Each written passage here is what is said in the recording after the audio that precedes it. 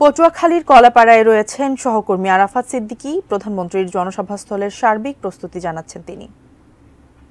এই মুহূর্তে রয়েছে পটুয়াখালীর কলাপাড়ায়। জানেন যে মাননীয় প্রধানমন্ত্রীর এখনো পর্যন্ত এখানে এই কলাপাড়ার মাঠে আসার কথা রয়েছেন। আমাদের সঙ্গে এই মুহূর্তে রয়েছেন দুর্যোগ ব্যবস্থাপনা ও ত্রাণ মন্ত্রণালয়ের মাননীয় প্রতিমন্ত্রী মহিবুর রহমান মহিব। আমরা তার কাছে একটু জানতে চাইব, মাননীয় প্রধানমন্ত্রীর কর্মসূচি তো আসলে হুট করেই অনেকটা তৈরি হলো। আমরা এখনো দেখতে পাচ্ছি যে মাঠ এখনো মঞ্চ তৈরি হয়নি, কালকে সকালে ওনার আসার কথা।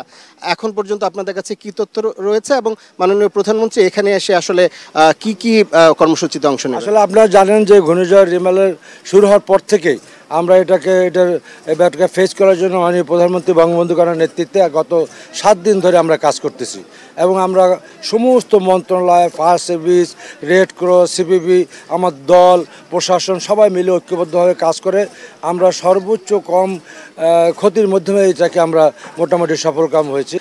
মাননীয় প্রধানমন্ত্রী গতকাল আমরা যখন একনেক মিছিল তখন বলেছে যে তিনি নিজে দুর্গত এলাকায় যাবেন।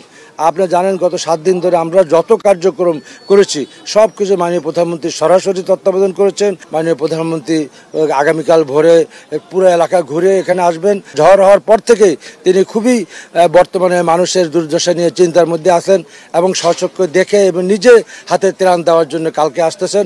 অনেক ধন্যবাদ।